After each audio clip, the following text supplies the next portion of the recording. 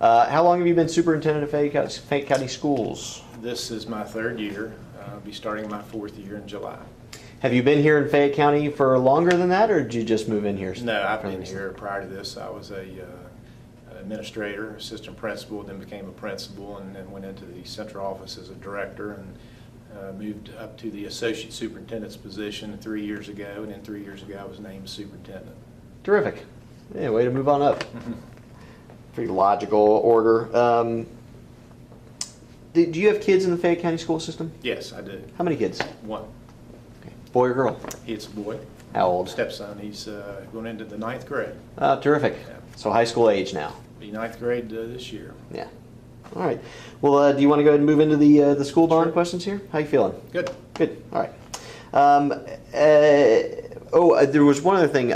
Before we actually do that, now let's say that for the end. What are some of the issues facing Fayette County Public Schools right now? Well, our challenges right now are basically we're trying to manage too many buildings and to operate those buildings in an efficient manner. And that's been our challenge for the last several years. We have buildings that basically have outworn their life in terms of the infrastructure. We constantly are challenged by trying to manage the buildings in terms of the HVAC units, the roofs, and basically just improvements in general. And every year we face those challenges with a budget that's limited because we obviously have to put staff in those buildings to provide an education for our children, and that's difficult to do when you're managing that many facilities. Does all of that put the kids of the Fayette County Public School System at a disadvantage at all? Well, I think anytime you cannot manage your resources in an efficient manner, it does compromise the education of the students.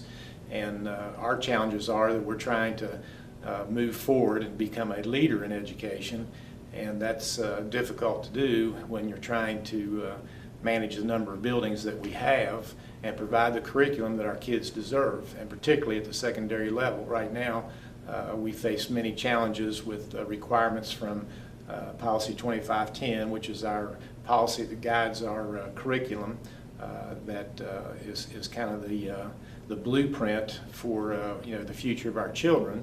And right now we have limitations, particularly at certain schools, that our kids are not getting what we feel is an efficient and an equal education compared to some of the other schools that can provide certain classes and opportunities that are limited at some of the smaller schools. And I guess some of those older buildings, is there any kind of a technology issue as far as keeping up with 21st century trends, things like that? Obviously that's a concern, and the issue that we face is how do we improve those facilities and the infrastructure of those facilities when they're 50 and 60 and 70 years old, and that is a challenge. And one of the things that I think about is Senator Rockefeller recently basically submitted a proposal in the stimulus package, which was called the American Better Classrooms Act, ABC. And the purpose of that act was to help public educators and our public officials who deal with public education bills to provide better schools for our students. And one of the things that he mentioned in that proposal is that we cannot provide a high quality education in substandard buildings. And one of the things that I think is imperative in our situation is that we try to look at our facilities in our county as a whole, and not just as one community, one area. And we think about our community as being Fayette County, and that we look at ways that we can improve and provide those facilities and those classrooms with the technology standards and the tools that these kids need and deserve to have a quality education. And I think that's something as superintendent that I'm charged to do, and I have to look to the future and not be thinking about the past. And that's one of the issues that this county is facing, and I think it's our responsibility and our charge to move the system forward and to provide the best education that we can. briefly run through, if you would, what are some of the things that this bond would help purchase if it's passed? Well, the bond is set up in two formats. One, obviously, is to build a new high school on the. Let's back up there. Okay. Reset.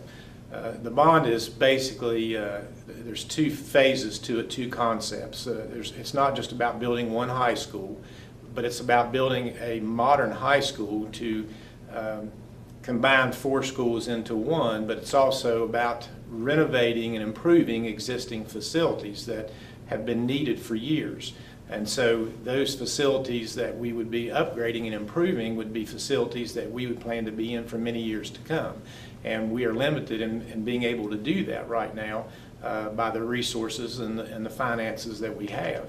And so this bond will obviously build a new school, will modernize a high school and make it state-of-the-art and be one of the leaders in our area, if not in the state of West Virginia.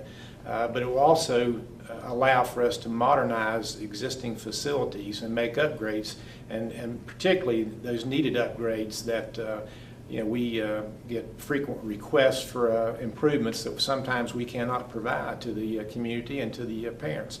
And one of the things that I would mention regarding that as well is every year we have what's called a regional local school improvement council meeting at the different schools throughout our county, what we consider the 6 different districts throughout our county. And in these meetings, the principals and the representatives, the parents and the people on the LSICs provide a list of facility needs.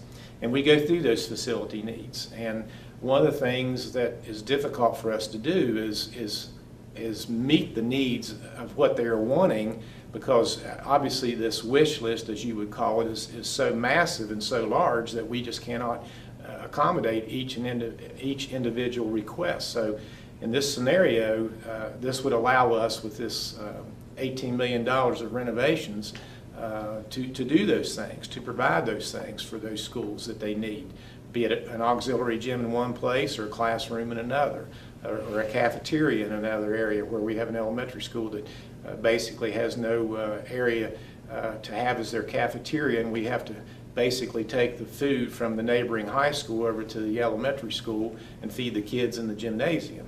So when you look at this issue regarding the bond, is obviously we have a new school that's in the bond call as part of this process, but we also have $18 million worth roughly of renovations that will improve our facilities and make them more modern.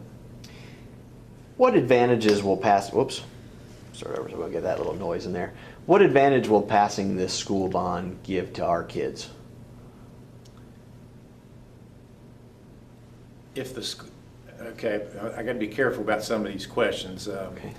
So I'll just answer it by saying the school bond would provide for our students throughout our county, be it elementary, middle, or high school, those facilities and the curriculum necessary to receive a high quality education. And this is something that we feel our kids deserve, and something that we feel as an educational community that we will rise up to the challenge to meet the needs of our children.